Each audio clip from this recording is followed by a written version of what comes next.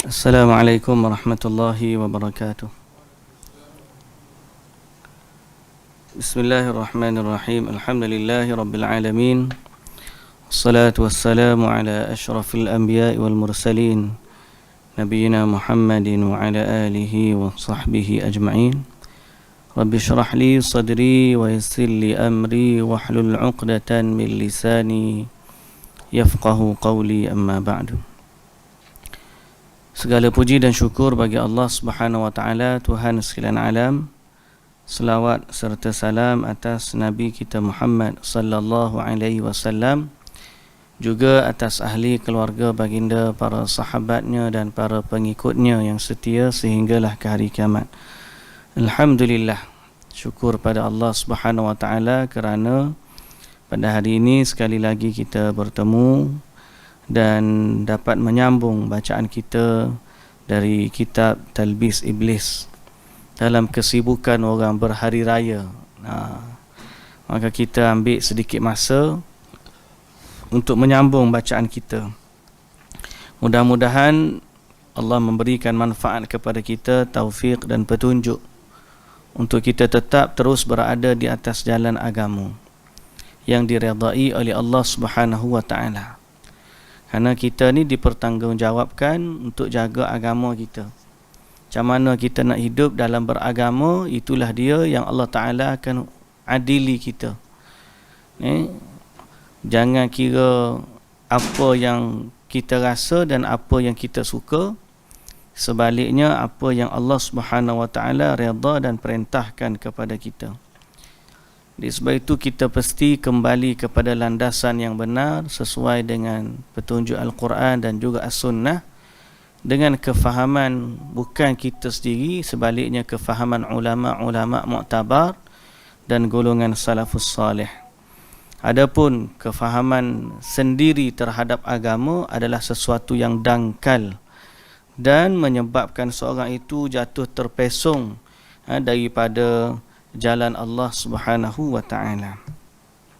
Muslimin dan muslimat yang dirahmati Allah, tambahan pula kita berada di zaman, di akhir zaman ni, yang macam-macam orang mendakwa terhadap agama mereka sendiri apa yang mereka tak dakwa pun untuk harta mereka, untuk kehidupan mereka.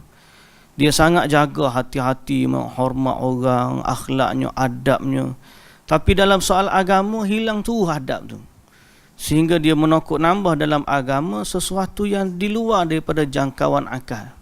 Sampai ke satu tahap, orang angkat orang-orang yang gila, yang tidak berakal, orang yang tidak melazimi salat berjamaah, dia angkat sebagai orang yang memiliki kedudukan yang tinggi dalam agama. Padahal, dia jauh daripada petunjuk Al-Quran dan juga As-Sunnah. Jadi sebab itu kita mesti kembali kepada ajaran agama yang benar, sesuai dengan apa yang Allah Ta'ala perintahkan. Nak memahami itu, asal kita kata sekarang ni ada orang kata tak perlu kepada ulama. Jawapan dia, tak ada orang pun kata macam tu. Bila kita kata kita kembali kepada Quran dan juga As-Sunnah, yakni dengan kefahaman ulama. Tetapi ulama yang benarlah, bukan ulama yang tidak benar, bukan ulama yang merapu dan meraban, bahasa kita sebut. Mesti kembali kepada yang benar. Jadi insya-Allah pada dalam kitab Talbis Iblis, Ibn al-Jauzi memberikan kepada kita peringatan-peringatan terhadap kumpulan sufi yang menyimpang. Jadi kalau yang tidak menyimpang, dia sekadar sufi dari sudut bahasa, tapi masih lagi duduk dalam landasan Quran dan Sunnah sebagaimana golongan sufi-sufi yang terdahulu. Syekh Abdul Qadir Jailani yang dimasyhurkan sebagai orang yang bapak sufi ni angkat dia sebagai tokoh besar, tapi dia orang ahli sunnah wal jamaah yang benar, berpegang pada Quran dan juga As-Sunnah. Tidak seperti mana golongan-golongan mutaakhirin yang mendakwa kesufian tetapi menyimpang daripada landasan. Jadi muncullah macam-macam amalan yang mana bertentangan. Cuma masalah hari ni dia pula kata ilmu tasawuf ni ilmu yang tidak boleh dinilai dengan Quran dan juga As-Sunnah. Sudah. Dia ada ruang lain. Dia ada tuk-tuk guru dia boleh dapat sesuatu kasyaf ke, mimpi ke apa ke, ambilan yang lain daripada tu. Dia sendiri mengaku. Bila kita tanya amalan ni ada tak dalam Quran dan Sunnah? Dia kata tak ada. Habis tu baru buat. Sebab ini adalah ilmu tasawuf. Ilmu tasawuf tidak boleh dinilai dengan neraca Quran dan Sunnah. Sebab tasawuf dia ada sanak-sanak dia yang tersendiri. Dia main lagu tu payah. Tidak ada jawapan yang tuntas terhadap masalah itu sehingga mereka kembali kenal mana Quran, mana Sunnah yang betul, barulah dia boleh faham. Jadi nak banding tu kita tak akan dapat banding sehingga kita tahu dua-dua. Orang tak akan tahu yang benar sehingga dia tahu kebenaran. Barulah boleh banding. Jadi insya-Allah dari kitab kita ni Ibnul Jauzi membandingkan dengan kefahaman yang benar. Baik, kita muka surat 455 pada fasal dangkalnya pemahaman kaum sufi. Kaum sufi yang menyimpang lah ni bahasa kita. Dari Husain bin Abdullah Al-Qazwini, dia bercerita, salah seorang sahabat Banan, yakni Banan Al-Hammal, seorang zuhud dari kaum sufi, dia berkata kepadaku bahawa dia menuturkan, satu ketika aku tak ada makanan sehingga sampai keadaan darurat. Tak ada makanan sampai darurat. Tengah-tengah berjalan, aku tengok ada kepingan emas atas jalan. Waktu aku nak ambil emas tersebut, aku pun teringat, ini barang luqatah. Luqatah ni barang orang jatuh yang kita jumpa. Kita panggil luqatah, harta yang kita jumpa tengah jalan. Milik orang yang kita tak tahu siapa, kita panggil luqatah. Jadi dia kata, aku nak ambil ni barang orang yang jatuh ni. Aku pun tak jadi ambil, aku biarkan dia.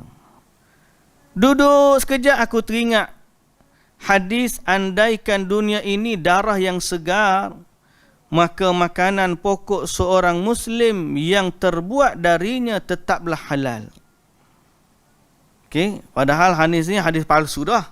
Dia pula berhujah dengan hadis palsu. Maka aku pun mengambil emas itu dan meletakkannya di mulut. Kata si sufi ni. Letak mulut berjalan. Letak dalam mulut. Tengah-tengah berjalan, jumpa dengan sekelompok anak-anak yang duduk membentuk halaqah. Salah seorang daripada mereka nampak menyampaikan sesuatu yang lain. Jadi mereka anak-anak tu ada hak tengah kecek, hak lain tengah dengar. Lalu temannya bertanya, kapan seorang hamba menemui hakikat kejujuran? Yang ditanya menjawab, saat dia memuntahkan potongan emas dari mulut. Kebetulan dia ni memang ada emas dalam mulut. Dia lalu dia dengar budak cakap macam tu. Mendengar dialog yang menyentuh hati ini, kata dia, aku bergegas mengeluarkan potongan emas yang ku ambil itu dari mulutku, lalu ku lempar jauh-jauh. Ku lempar jauh-jauh. Penulis rahimahullah berkata, kalau kita tengok sekali, inilah sikap zuhud.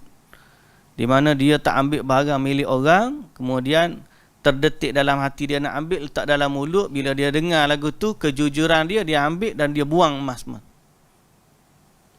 Penulis berkata, fuqaha tidak berbeza pandangan bahawa membuang emas hukumnya tidak boleh. Hukumnya tidak boleh. Kita dah lah dia ambil tempat orang jatuh tu. Dia pergi berjalan dah. Kemudian sampai tempat hak lain, dia pergi buang pula emas tu. Kalau asal hukum luqatah ni macam mana? Kita harta yang kita jumpa, kita kutip dan kita iklan. Betul tak? Lepas tahun tak ada orang tuntut, maka Islam benar untuk kita guna harta tersebut. Hukum luqatah. Kena iklan di tempat orang ramai, di masjid. ataupun di luar di luar masjid, tempat orang yang ramailah. Tu hukum luqatah. Islam tak benar kita ambil dan pergi buang tempat lain. Nanti tuan dia cari tak jumpa pula situ. Kalau tuan dia jatuh tempat lain, orang tu pergi buang tempat lain, lagi nayang. Jadi dia kata ironinya, Banan justru membuang emas itu hanya kerana perkataan anak kecil yang tidak memahami apa yang diucapkan. Jadi kes dia telah berbuat sesuatu yang tak betul pada hukum dia. Abu Hamid menceritakan Syaqiq Al-Balkhi menemui Abul Qasim Az-Zahid membawa sesuatu di hujung pakaiannya. Tengah hujung pakaian tu ada ikat hujung tu, dia kata, kamu bawa apa ni? Dia kata, buah badam, pemberian saudaraku. Saudaraku juga berpesan, aku ingin kamu berbuka dengan buah ini. Mendengar penjelasan Syaqiq, Abul Qasim berkata, wahai Syaqiq, engkau sedang berbicara pada dirimu bahawa engkau akan bertahan hidup sampai nanti malam. Kini aku tidak mahu berbicara denganmu lagi selamanya. Abul Qasim segera menutup pintu di hadapan Syaqiq. Lalu dia masuk ke dalam rumahnya tanpa mengucap sepatah kata pun. Hanya sebabkan kawan tu bawa buah badam. Kemudian bila dia tahu, dia kata, kamu cakap dengan aku dulu, kamu akan bertahan hidup sampai nanti malam. Sekarang ni kamu bawa buah ni, jadi aku tak akan cakap denganmu sampai bila-bila. Jawab dia, kerana kefahaman dia terhadap sikap zuhud tu. Penulis berkata, lihatlah kefahaman yang rumit ini. Bagaimana mungkin Abul Qasim memutuskan hubungan dengan seorang Muslim yang melakukan satu perbuatan yang dibolehkan, bahkan dianjurkan. Tidak diragukan lagi seorang Muslim diperintahkan oleh syariat agar bersiap-siap atau mempersiapkan makanan berbuka dan menyiapkan sesuatu sebelum tiba waktunya adalah satu keharusan. Hanya kerana kawan tu nak buka, sedia buah badam, lalu dia kata, kamu tidak lagi zuhud, aku tak nak cakap dengan kamu. Kefahaman dia, orang zuhud ni tak boleh ada apa-apa bekal. Jadi dia kata, memutuskan silaturrahim tu tak boleh. Menyediakan bekal tu boleh. Jadi kenapa dia sanggup memutuskan silaturrahim? Hanya kerana orang tu melakukan sesuatu yang harus. Rasulullah sallallahu alaihi wasallam sendiri dalam riwayat Al-Imam Al-Bukhari dan Muslim menyiapkan makanan untuk isteri-isteri baginda. Ada bekalan makanan dalam rumah. Dan Umar radhiyallahu anhu datang untuk menyedekahkan separuh hartanya, dan simpan separuh lagi. Mula-mula nak bagi semua, Nabi suruh bagi separuh. Maknanya apa? Diharuskan untuk mempersiapkan bekalan. Tiba-tiba mari orang sufi, dia kata mempersiapkan bekal tu tidak zuhud. Jenis macam kalau pergi keluar 40 hari kak, mu tinggal apa kat rumahmu? Tak ada, aku tinggal tawakal lah ala Allah Ta'ala lah. Kena lagu tu. Kefahaman yang salah terhadap zuhud.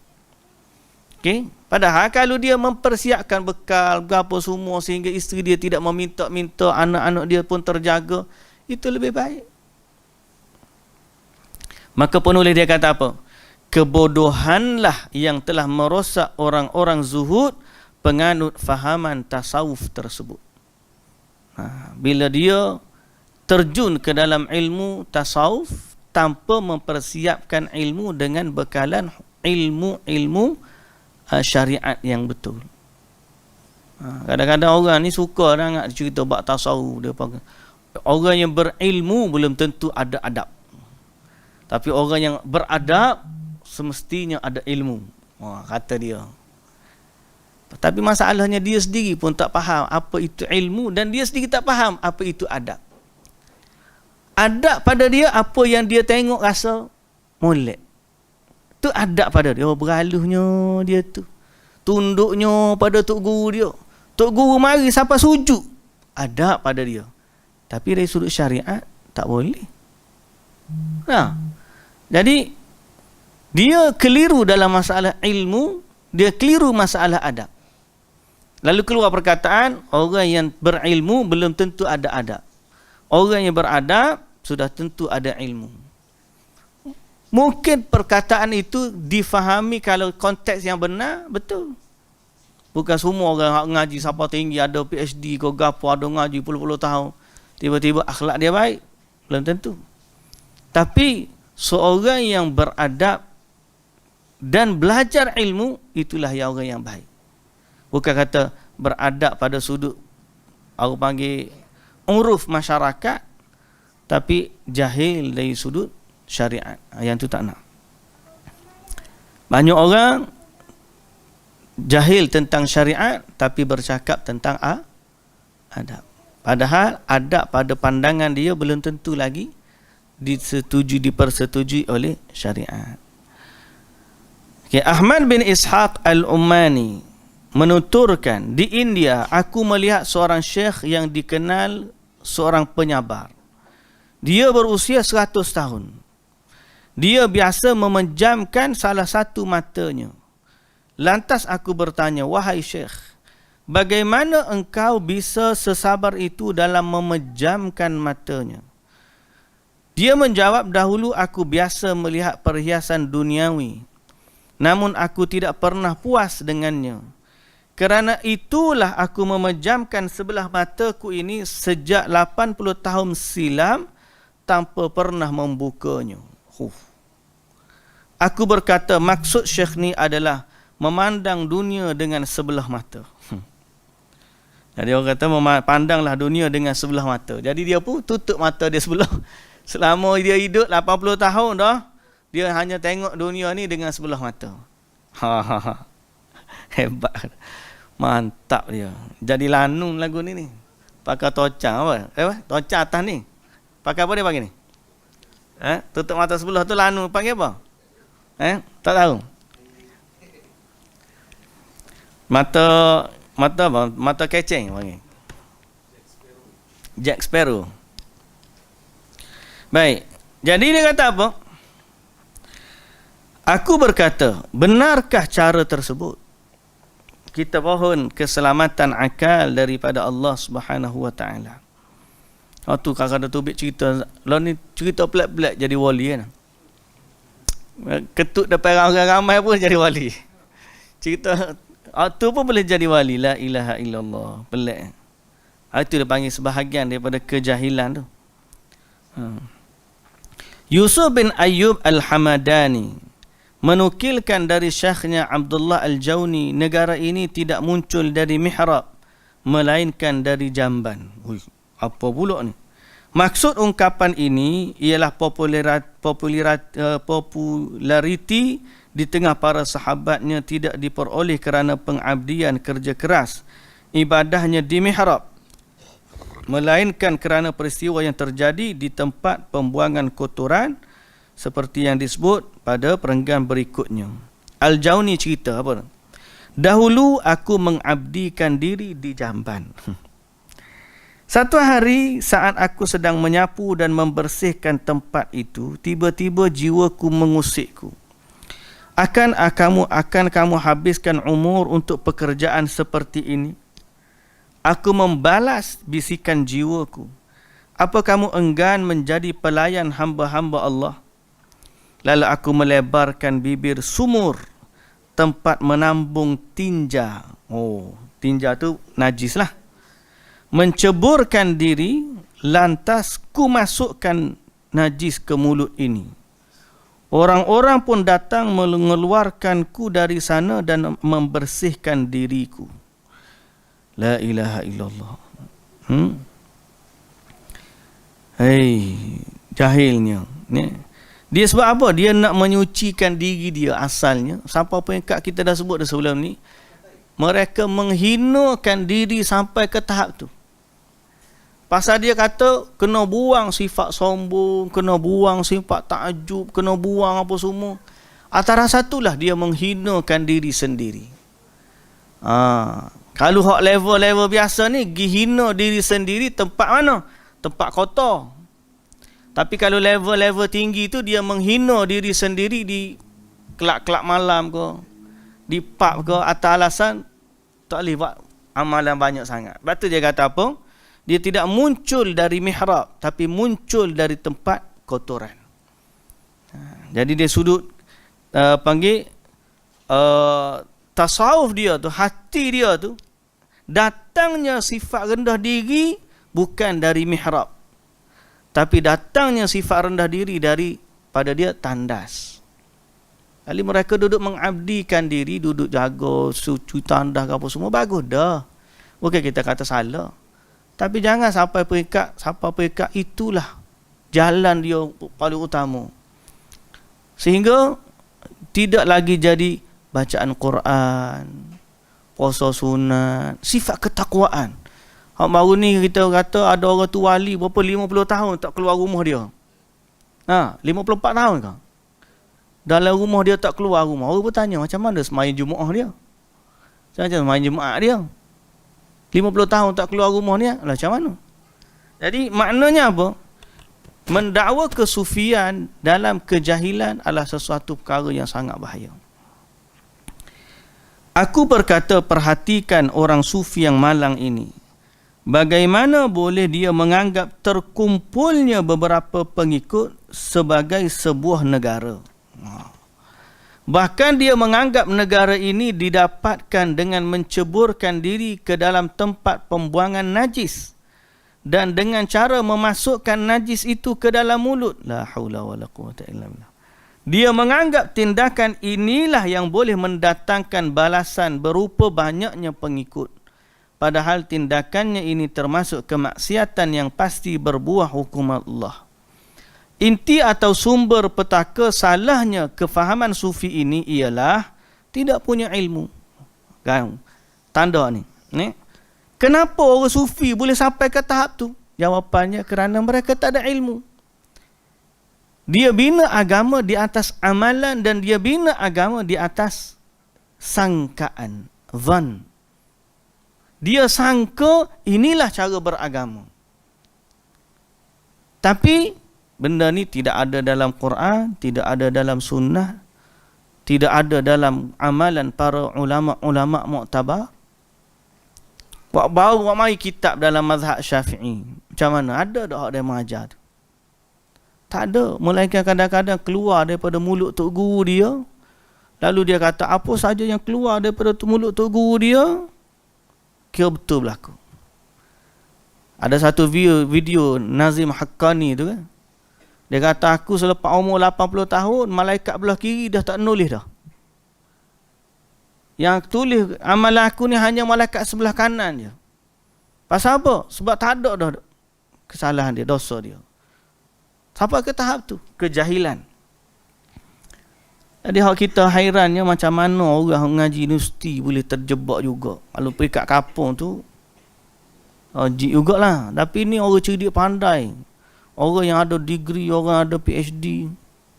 Orang yang macam ngaji lah. Jadi minta Allah jagalah iman kita ni. Biarlah kita ni tidak hebat mana pun. Yang penting tidak tergelincir daripada landasan Al-Quran dan juga As-Sunnah.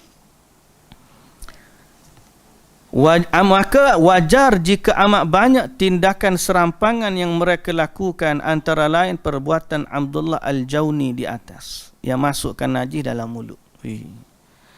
Dari Muhammad bin Ali Al-Kattani, dia menuturkan Al-Husain bin Mansur memasuki kota Mekah tatkala dia baru mempelajari tasawuf. Kami berupaya keras untuk boleh mengambil pakaian tampalan miliknya, sehingga kami pun berhasil mengambilnya.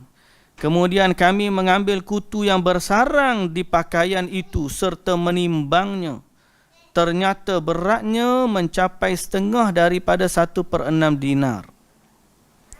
Dan ini tidaklah akan tercapai apabila dia tidak sering-sering melakukan olah jiwa maupun bersungguh-sungguh dalam mujahadah. Siapa pakaian tu ada kutu, bahasa dia kutu. Pasal apa? Zuhudnya dia kata. Tak akan sampai tahap ni kalau dia ni tidak bersungguh-sungguh dalam mujahadah. Lihatlah orang sufi yang tidak mengerti kebersihan yang dianjurkan syariat ini.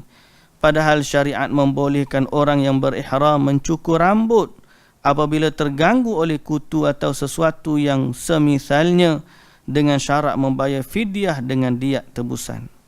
Dengan diat, dengan diat. Lebih bodoh lagi apa adalah orang yang memiliki keadaan menjijikkan tersebut sebagai hasil olah jiwa. Maksudnya Muhammad bin Ali Al-Kattani.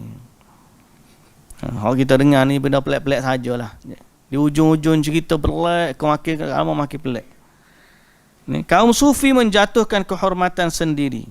Di antara manusia yang diketahui sebagai bahagian dari kaum sufi, ada yang menerjang berbagai dosa tanpa sedar bahawa perbuatan ini terlanggar menurut syariat. Dia kata boleh buat asal tidak melanggar syariat. Kita kata hak selama ni di fatwa sesat tu sebab langgar syariat lah. Tapi apa maksud boleh buat selama tidak bercanggah dengan syariat? Jawapannya syarat hak belakang tu tak pakai lah. Yang penting boleh buat mengikut hawa nafsu pada dia. Sebab apa?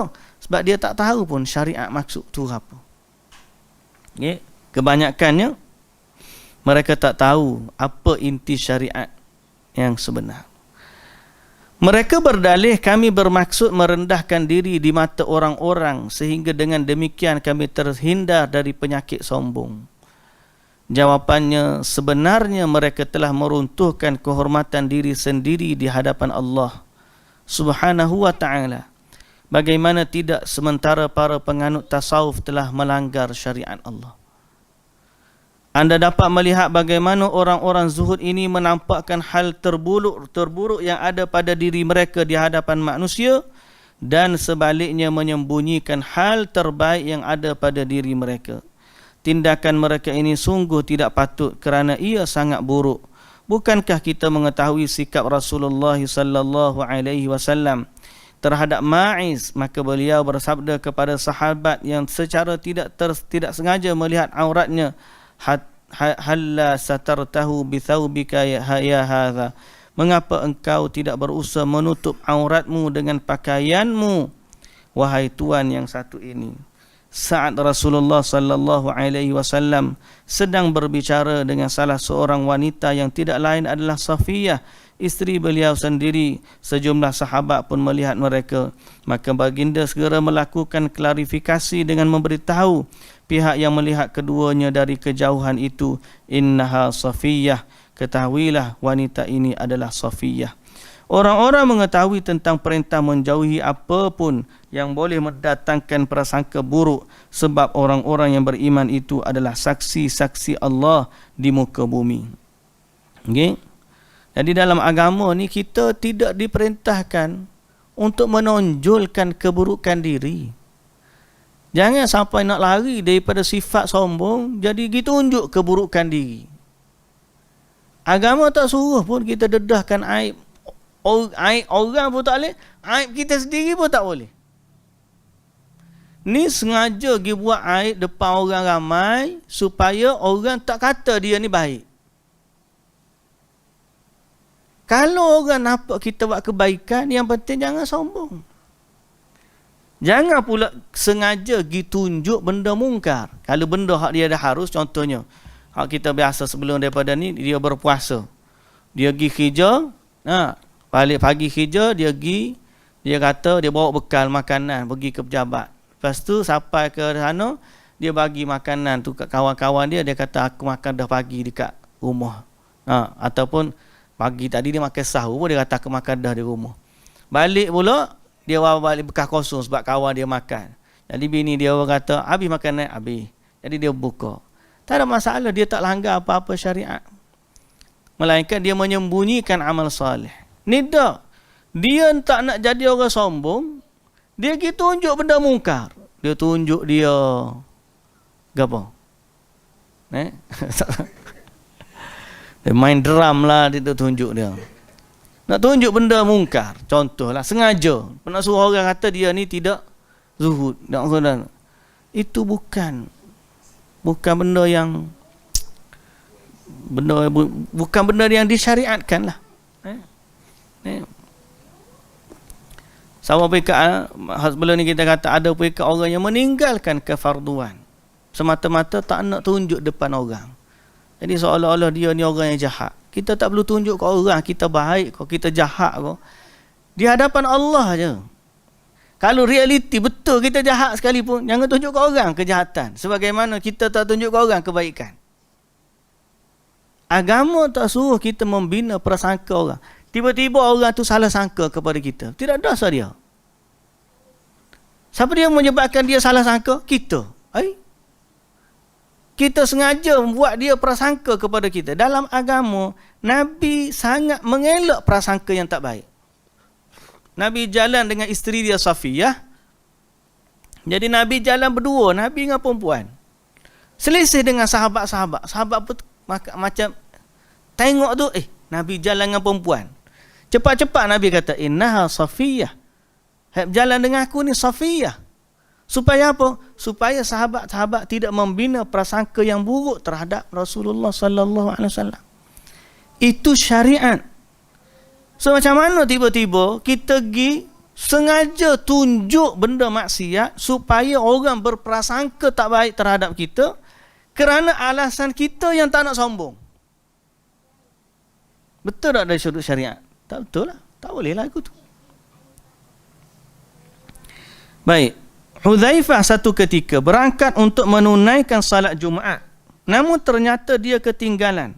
Di tengah jalan dia melihat orang-orang sudah pulang kembali dari masjid, maka dia bersembunyi agar mereka tidak buruk sangka terhadapnya. Sahabat-sahabat begitu juga. Okey. Salah seorang daripada seorang sahabat berkata, aku pernah berbuat ini dan itu.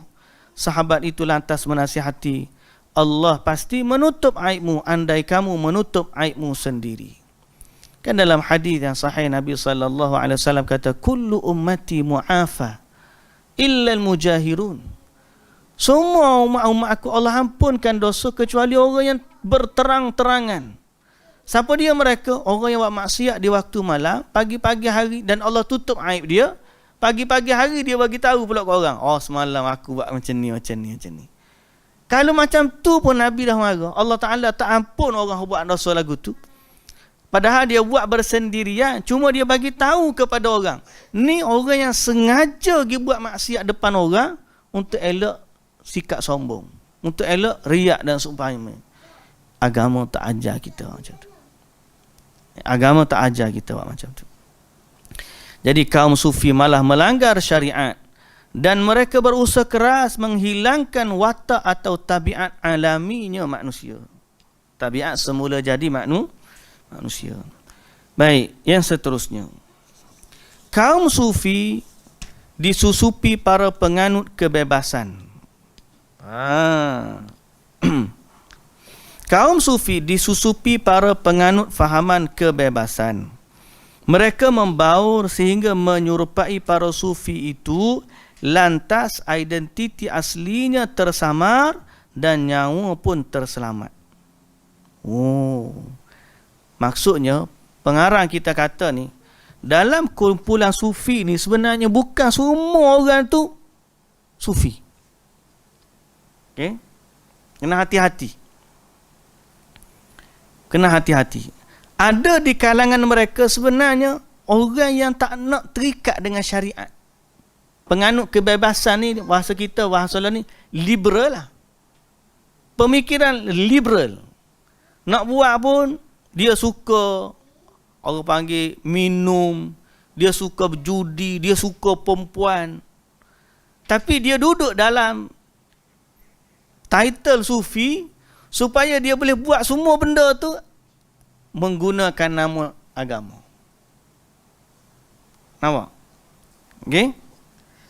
Golongan yang pertama dia kata apa? Atau dia buat ni kerana supaya identiti aslinya tersamar, orang tak nampak.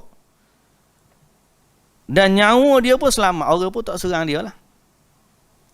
Mereka terbahagi kepada 3. Ni kena tu. Rupanya ada dalam buku ni benda yang hampir-hampir zaman kita lah ni, kita tengok benda tu nampak. Golongan yang pertama ialah orang kafir. Sebahagian mereka tidak mengakui keberadaan Allah. Sebahagian yang lain mengakui keberadaan Allah namun mengingkari nubuwah kenabian. Mereka yakin bahawa segala yang disampaikan para nabi Allah sebagai perkara mustahil. Saat ingin memanjakan diri dengan berbagai syahwat, mereka tidak mendapati apa pun guna melindungi nyawa dan menutupi identiti yang sebenar selain bergabung dengan para sufi dalam mendapatkan berbagai kesenangan yang diinginkan jiwa. Mereka pun memilih untuk bermadhab tasawuf. Demi kesenangan golongan ini secara lahiriah mempraktikkan ajaran tasawuf meskipun sebenarnya batinnya mereka adalah orang-orang kafir. Mereka ini hanya patut mendapat hukuman mati. Semoga Allah melaknat mereka. Golongan yang kedua ialah orang yang mengakui Islam namun mengikuti perbuatan syekh mereka tanpa pernah bertanya mengenai dalil ataupun alasan. Yang ini taklid buta. Mereka melakukan apa saja yang diperintahkan oleh syekh, bahkan menganut pendapat sang syekh. Gapo syekh dia kata, itulah agama bagi dia. Ini juga benda yang tak betul. Golongan yang ketiga ialah golongan yang termakan dengan syubhat-syubhat dan terjebak dengan konsekuensi syubhat tersebut. Golongan ni dia ngaji, cuma dia termakan dengan syubhat. Faktor yang menimbulkan syubhat mereka ini ialah pada waktu mereka memperhatikan mazhab orang-orang, iblis membenamkan tipu daya kepada mereka dan memperlihatkan kepada mereka bahawa syubhat menghalangi hujjah, bahawa membezakan syubhat itu dengan hujjah merupakan perkara yang sulit, serta bahawa tujuan hakiki terlalu mulia untuk didapatkan melalui ilmu. Mendapatkan tujuan itu merupakan rezeki yang diberikan oleh Allah kepada para hamba, bukan sesuatu yang hanya dapat dicapai dengan proses belajar. Jadi dia kata, nak dapat ke tahap dia ni tak perlu belajar. Okey. Baru ni kita pernah belajar ngaji dak, mu ibadat sujud selama 40 tahun pun mu tak akan dapat apa yang aku dapat ni. Melainkan macam mana? Mu ambil buah badam segenggam, tak gantung di leher, rakyat ke budak kena pukul, tampar aku dulu lepas tu aku bagi. Di situlah saatnya mu naik tahap, bukan dengan ibadat solat. Ni adalah kejahilan yang dia tutup dengan kebodohan, yang mana dia kata apa, maksud daripada jalan tasawuf ni tidak dapat dicapai dengan ilmu. Masalah hati ni tak boleh dicapai dengan ilmu, sebaliknya kena ada jalan-jalan sendiri untuk capai ke tahap hakikat dia tu. Dia itu syubhat mereka, syubhat. Sebenarnya kita kata tak ada jalan yang lebih menyampaikan kita kepada hakikat beragama lebih daripada Quran dan juga As-Sunnah. Macam beginilah, baru ni saya bincang dengan seorang sahabat tentang belajar tauhid. Orang yang belajar tauhid menggunakan falsafah tidak akan sampai ke satu tahap keimanan yang dibina, yang terbina dengan seorang tu belajar akidah melalui Quran dan juga Sunnah. Kemanisan tu tak ada. Sebab dia hanya belajar tentang mengenali Tuhan dengan kaedah-kaedah yang manusia susun. Sebaliknya orang berpegang dengan Quran, dengan Sunnah, belajar tauhid, dia bertauhid, kenal Allah dengan apa yang Allah susun. So dia lebih kenal dan lebih mendamaikan jiwa. Begitulah juga dengan tasawuf. Nak cari masalah hati ni pada dia, dia kata tak boleh melainkan jalan Quran dengan Sunnah, melainkan jalan ni, jalan dia. Kita kata itu jalan yang Tok Syekh dia susun. Tapi kalau orang tu dekat dengan Allah melalui jalan Allah dan Rasul susun, itulah yang lebih utama. Itulah yang lebih utama. Tapi sebahagiannya mereka menganggap itu adalah penghalang kepada tasawuf. Nak ngaji, ini hadis dhaif, ini hadis palsu. Oh, demo kalau ngaji hadis kak, pakai tak ngaji tasawuf pak sudahlah dia tu. Dia anggap ilmu tu penghalang kepada ilmu tasawuf. Oh, sikit-sikit nak kena tanya hukum boleh ke tak boleh. Pakai tak ngajilah. Dia tak nak macam tu. Sebab tu kita penganut kebebasan tu liberal dalam soal agama. Dia nak maksud yang dia hajat tercapai, jalan tu tak kira jalan mana. Jalan tu syariat ke, jalan tidak syariat ke, hadis sahih ke, hadis palsu sekalipun, bantai, yang penting dia nak rasa kesufian dia tu. Liberal lah. Kebebasan. Kita dalam agama, kita nak ketenangan tu, tapi jalan tu kena ikut sesuatu yang disyariatkan. Okay? Akibatnya iblis berhasil menutup rapat-rapat pintu keselamatan, iaitu menuntut ilmu. Sehingga mereka pun membenci kata ilmu. Marah dia kepada ilmu. Ni ngaji nusti ni apa tak betul ni. Marah dia kepada orang ngaji Quran, ngaji hadis, marah. Seperti halnya kaum Rafidah membenci nama Abu Bakar dan Umar, sampai-sampai mereka mengatakan ilmu adalah penghalang. Dan para ulama terhalang menggapai tujuan tidak lain disebabkan ilmu yang dimiliki. Jadi ilmu dengan jahil tu baik jahil lagi. Sebab jahil tidak menghalang dia nak ikut tok guru dia. Ilmu menghalang dia daripada ikut tok guru dia. Dan mau jangan pergi ngajilah dengan orang ustaz-ustaz mana pun. Kalau pergi ngaji kat pakar, nampak tak betul belaka tok guru kita ajar ni. La ilaha illallah. Dia maksud dia apa sebenarnya? Kalau kita belajar untuk kebenaran, setelah kita tahu kebenaran, maka kita tunduk. Semua yang kita buat tak betul selama ni kita tinggal. Itu baru maksud tujuan kita belajar. Ni bila kita tahu satu benda, kalau aku belajar lagi dengan ustaz ni, habis benda yang selama ni aku buat tak boleh buat berlaku. Baik tak belajar daripada belajar pada dia lah, pada dia. Baik tak belajar, kalau belajar ni tahu berlaku, selama ni aku buat ni hadis palsu. Selama ni aku buat, habis tu tujuan kita hidup ni sebab apa? Nak jaga agama kita kan. Jagalah dengan ilmu tu.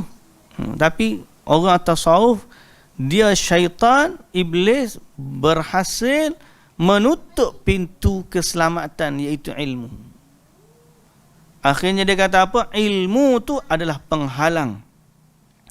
Sebab tu para ulama terhalang daripada ilmu tasawuf kerana mereka ni ada ilmu.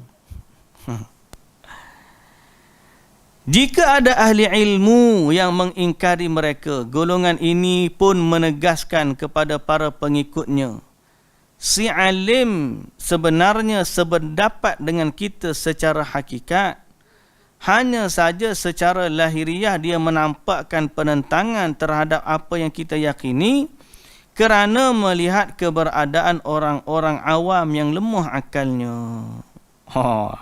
Bila ada orang ingkar, dia kata sebenarnya ustaz tu royak tu saja je. Dia meraihkan orang-orang awam yang tak faham. Tapi sebenarnya dia faham sangat kita nak gapo. Bahasa tu lunak kan. Dan jika sang alim makin sengit menentang mereka, dikatakanlah orang bodoh ini terbelenggu oleh belenggu-belenggu syariat, sehingga wajar dia terhalang dari mendapatkan tujuan. Jadi dia ni memanglah sebab dia ngaji universiti kan. Universiti ni tak siapa ngaji tasawuf ni. Dia pun tak tahu kenapa dia orang belajar dekat universiti tu. Padahal ngaji universiti tu bukan ngaji pada pemikiran dia ngaji sendiri. Masuk library, lepas tu cari-cari buku, buat kerja dapat CJ. Oh gitu mudahnya pada dia. Sebab dia tak ajar masuk universiti, dia tak tahu. Acik duduk universiti tengok boleh lulu ke tak lulu. Tapi dia kata tak boleh. Kalau ngaji universiti ni tak siapa maksud ilmu kita sebenarnya. Tak siapa zuk dia tu. Akhir sekali jalan hak dia pilih macam ginilah. Setelah saya membaca, barulah saya tahu bahawa merokok tu membahayakan kesihatan. Akhirnya saya berhenti. Awak berhenti ke apa? Berhenti merokok ke? Tak, saya berhenti membaca. Apa? Tak. Dia jadi gitu. Setelah saya membaca, saya tahu merokok ni membahayakan kesihatannya. Akhirnya saya berhenti. Ingat ke berhenti merokok? Rupanya berhenti membaca. Supaya saya boleh serokok dalam keadaan amal. Begitulah dalam demon ni lah. Kalau mengaji hadis, kalau mengaji sunnah, akan nampak demon ni apa yang pelik-pelik. Akhirnya saya berhenti. Berhenti ke apa? Bukan berhenti buat pelik tu, berhenti mengaji. Berhenti mengaji. Natijah dia apa? Bergelumang dalam kejahilan. Disangka itu ibadat, tapi sebenarnya bukan. Okay? Sesudah itu mereka melakukan amalan sesuai syubhat yang didapati dan diyakini. Andai mereka mengerti bahawa amalan yang dipraktikkan berdasarkan syubhat itu adalah ilmu, tentu pengingkaran mereka atas ilmu menjadi batal. Okey. Kadang-kadang dia tak tahu yang dia ingkar tu adalah ilmu. Dia ingkar tu, oh ni pokok Wahabi ni, Wahabi. Dia tak tahu yang dia ingkar atas nama Wahabi itu sebenarnya terkandung di bawah nama tersebut ilmu. Sebab apa orang-orang yang dilabel ni bawa adalah pandangan ulama yang benar. Kita tanya mazhab Syafi'i, betul ke ada? Imam Ahmad ada ke tak kata? Imam-imam ni ada tak kata? Dia tak kata, ulama kata, ustaz kata. Ulama mana? Sebut nama. Tak ada nama. Ulama kata. Akhir sekali bila didatangkan Quran, bila didatangkan hadis, bila dikatakan pandangan ulama yang benar dan muktabar, dia pun tutup dengan kata Wahabi ni. Dia tak tahu di saat dia mengingkar dengan nama Wahabi, sebenarnya dia menutup ilmu. Dia menutup ilmu. Dan ini yang dikatakan oleh pengarang kita ni. Seandainya mereka melakukan amalan sesuai yang didapat, syubhat yang didapati dan diyakini. Andai mereka tahu bahawa amalan yang dipraktikkan berdasarkan syubhat itu adalah ilmu, mana pengingkaran mereka tu, nescaya mereka tak akan buat macam tu. Tapi sebab dia tak tahu, orang tak panggil dia mengingkari Quran, tak panggil dia mengingkari hadis, tak panggil dia mengingkari ulama, cuma dia letak nama mengingkari Wahabi. Sebab orang tu kata apa? Dia tu dia bawa Quran, orang tu bawa hadis. Tapi dia tak ingkar, dia tak kata Quran tak betul. Dia tak kata hadis tu tak betul. Dia kata apa? Wahabi. Sebenarnya yang dia ingkar tu adalah ilmu. Akhirnya tenggelam dia dengan syubhat. Inilah syubhat talbis iblis. Iblis nak suruh kita ni tidak berada di atas jalan ilmu. Dia berusaha memadamkan cahaya ilmu ni dengan syubhat. Itu penting baca kitab Talbis Iblis. Tapi kena baca tu dengan hati yang sanggup untuk dikritik. Bahawa amalan-amalan yang dibuat bertentangan dengan Quran dan hadis, bercanggah dengan Quran dan hadis, adalah amalan yang patut ditinggalkan. Kita tak cakap masalah khilaf mazhab, hukum fiqh dah. Hukum fiqh tu khilaf muktabar, kita terima. Ada andai kata ini pandangan mazhab Syafi'i ke, pandangan mazhab Hambali ke, Maliki ke, Hanafi ke. Pandangan mazhab berbeza dengan apa yang dia orang buat ni. Hak demo ni buat ni tak ada dalam mazhab langsung. Kita kena tahu mazhab mana hak ajar zikir menari. Dalam 4 mazhab tu ada tak? 4 mazhab ajar zikir sambil menari. Tak ada. Jadi itu bukan pandangan mazhab, itu syubhat. Mazhab mana yang ajar zikir hu.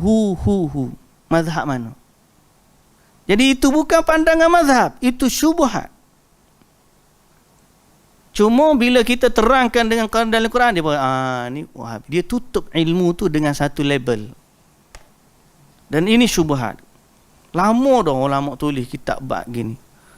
Rupanya hak berlaku ni adalah kitaran semula kepada isu-isu yang sebelum ni pun bergenerasi setelah pun berlaku.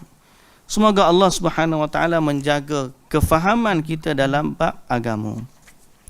Muslimin dan muslimat yang dirahmati Allah, syubhat terkait qada dan qadar ni kita akan sambung pada sesi kita yang akan datanglah. Mudah-mudahan Allah Subhanahu wa taala memberkati kita dan menjaga agama kita. Ingatlah bahawa amanah yang besar yang Allah Taala pertanggungjawabkan untuk kita adalah Allah telah memilih Islam sebagai agama.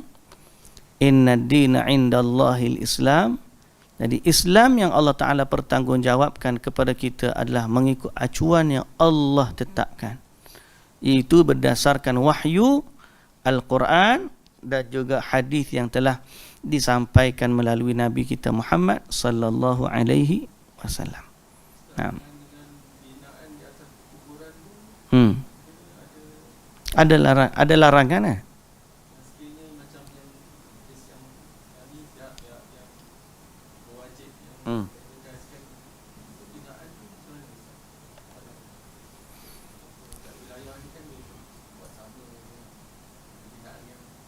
binaan yang sejengkal tu tak apa, tapi jangan mewah lah. Jengkal tu nak tanda ni adalah kubur, tinggikan tanah dia tu sejengkal, bukan binaan kekal lah. Kalau awak cantik dengan marmer dan sebagainya yang tu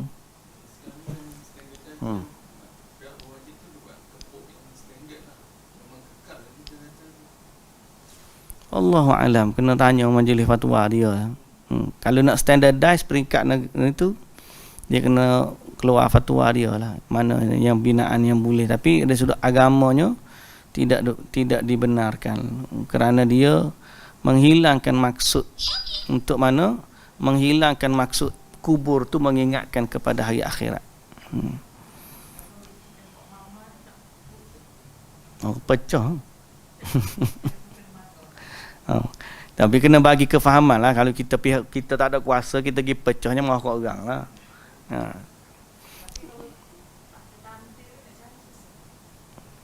Tanda di batu ni kah maksudnya? Tulis tu. Dia masalahnya kita bawa sikit, orang lain tambah pula. Dia dipanggil bab sadduz zari'ah. Dalam bab ni banyak bab sadduz zari'ah. Yang ni kita tutup awal-awal. Hari ni kita buat marmar, esok hari buat kursi pula tepi dia. Lepas tu orang lain pula buat bangunan lagi tinggi pun semua. Baik daripada asalnya tak ada berlaku. Dia panggil sadduz zari'ah. Kita tahu tepat tak apa dah. Tanda batu ni sesor tak nama-nama. Okeylah. Tulis nama di batu nisai tu. Ada juga kepuh zaman-zaman dulu kan. Wallahu alam. Zaman dulu tu kecil tak apa, boleh kira lagi nampak kecil je. Lama-lama ni kalau marmar tu rasa besar meja ni. Mahal-mahal. Kalau dia buat kolah masjid pun lepas dah. Tanah wakaf. Patut orang lain boleh masuk pula atas tu. Pada kubur-kubur lama. Gitulah. Wallahu ta'ala alam. InsyaAllah lah kita sambung pada bab syubhah terkait qada dan qadar. Subhanakallahumma wa bihamdika asyhadu an la ilaha illa anta astaghfiruka wa atubu ilaik. Assalamualaikum warahmatullahi wabarakatuh.